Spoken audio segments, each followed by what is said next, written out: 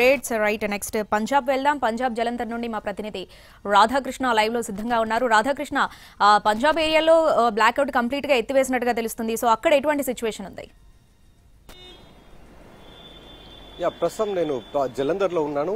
జలంధర్ తో పాటు సరిహద్దు ప్రాంతాల్లో అంతా కూడా దాదాపు 4 జిల్లాల్లో రాత్రి మాత్రం బ్లాక్అవుట్ ప్రకటించడం జరిగింది. 9 గంటలకు బ్లాక్అవుట్ ప్రకటించిన తర్వాత 3 గంటల పాటు ఆ బ్లాక్అవుట్ ని కొనసాగించారు. ఆ తర్వాత 12 నుంచి 1 గంట మధ్యలో తిరిగి విద్యుత్ని పునరుద్ధరించారు అధికారులు. కేవలం ముందు జాగ్రత్త చర్యలో భాగంగానే తాము బ్లాక్అవుట్ ని చేశామనేది కూడా అధికారులు చెప్పారు. అలాగే ప్రజల్ని కూడా సాధ్యమైనంత వరకు రాత్రి వేళలు అంటే రాత్రి 8 తర్వాత ఇళ్లలోకి పరిమితం కండి, బయట రోడ్డు మీద తిరగొద్దంటూ కూడా చెప్పడం జరిగింది రాత్రి వరకు.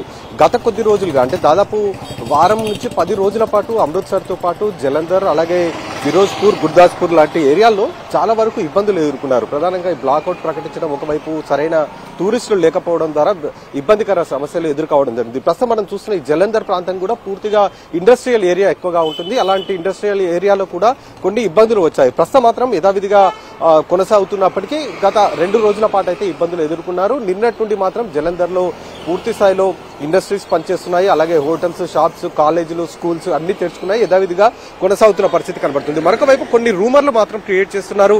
రాత్రి బ్లాక్అవుట్ ముందు జాగ్రత్తగా అధికారులు ప్రకటిస్తే కొంతమంది సోషల్ మీడియాలో డ్రోన్లు వచ్చాయి, దాంతో బ్లాక్అవుట్ ప్రకటించారు, అప్రమత్తంగా ఉండాలంటూ రకరకాలుగా రూమర్స్ క్రియేట్ చేశారు.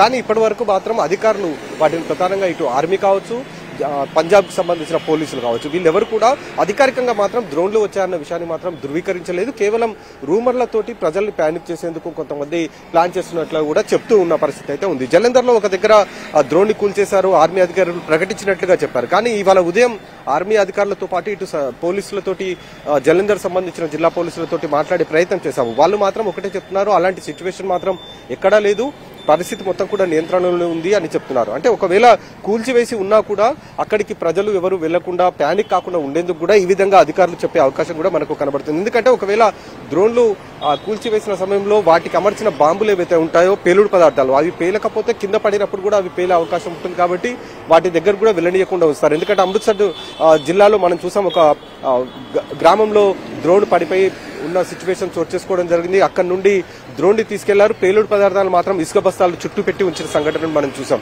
కాబట్టి ఇలాంటి ఘటనలు ఎక్కువగా ఉండే అవకాశం ఉంటుంది. ప్రజలు కూడా భయాందోళనకు గురవుతారు. కాబట్టి సాధ్యమైనంత వరకు అయితే ఒకవేళ ఉన్నా కూడా లేవని కూడా అధికారులు చెప్పొచ్చు. కానీ మేమిక్కడ పంజాబ్ అమృత్సర్ తో పాటు జలంధర్, ఫిరోజ్పూర్, గుర్దాస్పూర్లలో గత 2 రోజులుగా తిరుగుతున్నాం. ఇక్కడ మాత్రం సిచ్యువేషన్ పూర్తిగా అండర్ కంట్రోల్ ఉందని చెప్పుకోవాలి, నియంత్రణలో ఉందని మనం చెప్పుకోవాలి. ఎక్కడ కూడా డ్రోన్ల దాడి మాత్రం ఇక్కడ కనబడట్లేదు. కేవలం రాజస్థాన్ తో పాటు జమ్మూ సరిహద్దు ప్రాంతాల్లోనే ఎక్కువగా ఈ డ్రోన్ల దాడి జరుగుతున్నట్లుగా అయితే మనకు తెలుస్తుంది. ప్రస్తుతం జలంధర్, ఫిరోజ్పూర్, గుర్దాస్పూర్ తో పాటు హోషియార్పూర్, ఈ 4 జిల్లాలు ఎఫెక్టెడ్ గా ఉండేవి.